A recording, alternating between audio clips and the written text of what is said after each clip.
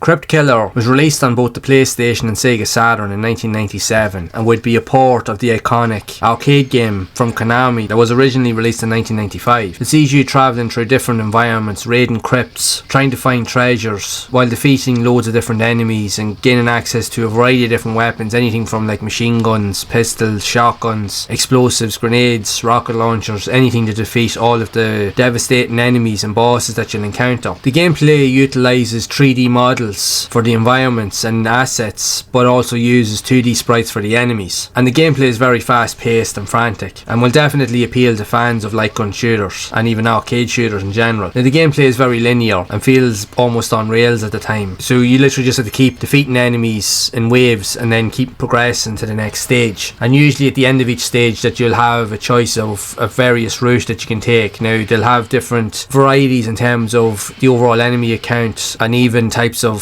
textures or likes of the level designs that you'll end up exploring.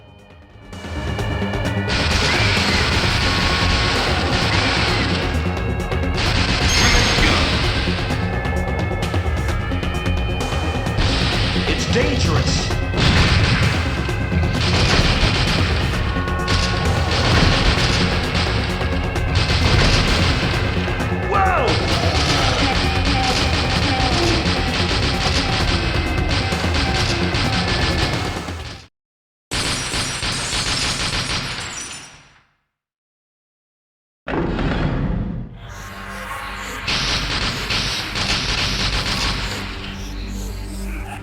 Look right!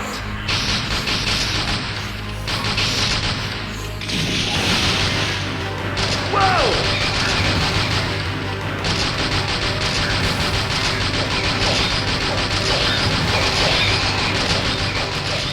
The one thing that I will get out of the way straight away, even though it's a light gun shooter, although not the best of the light gun shooters on the PlayStation, the arcade version, I'll admit, is the best version in my experience. But reviews of the time were very critical of the game, and they didn't like the heavily pixelated and blocky graphics. But the one thing even I will say that I found, even probably more so now that I've gotten older, to be honest, I probably wouldn't have been as worried about it years ago, is the constant flashing of the lights. Every time when you're shooting, it's just you get these white flashes, and it's just so intense that I find that every time I go to play this game, after about 5 minutes, 10 minutes max, I have to literally stop playing the game. I have to take a break from it because the flashing is so bloody intense that it can cause trouble. It can cause havoc with your eyes, and if you're either somewhat visually impaired or if you have some sort of underlying ailments, it's probably best not to play this, in fairness, because it will trigger something, which is something you don't want. That would be my main caveat of the game. Like, for what it does do, it's not the best light gun game on the system. There are better shooters on the console, and I think they could have done a wee bit better in terms of how they ported the game over. They could have done less of the flashiness of the gunfire, because that's definitely a massive put off in my book, and I definitely think it will affect others that play it as well. I think if they had made a few subtle tweaks here and there, I think it would have been a better game overall. Now, it's not the worst shooting game on the system, not by a long shot, but it's definitely not the best either. But there's enough replayability in the game if you can overcome those gripes. Now, like I said, take regular breaks with this game, but when you reach the ending, you do have lots of replayability by being able to explore through the many different routes that you'll have to choose from at the end of each level. So you will be able to have a couple of playthroughs of it and gain access to some of the game's unlockables along the way. Not the best game, but at the same time not the worst. But if you're a fan of light gun games, you can give it a try, but like I said, it will be very heavy on the eyes, literally, no pun intended, because you don't want it to hurt your eyes too much. In fairness, you don't. But with that being said, I'd be interested in hearing what you thought about this game. Are you a fan of it, or were you a fan of the arcade original? Or which light gun game on the PlayStation did you like the most? Which was your favourite? So be sure to share it down in the comments below. And if you would like to see more content around more light gun shooters that were also released on the console, then you can check out the playlist here on screen to see more of those games in action. And as always,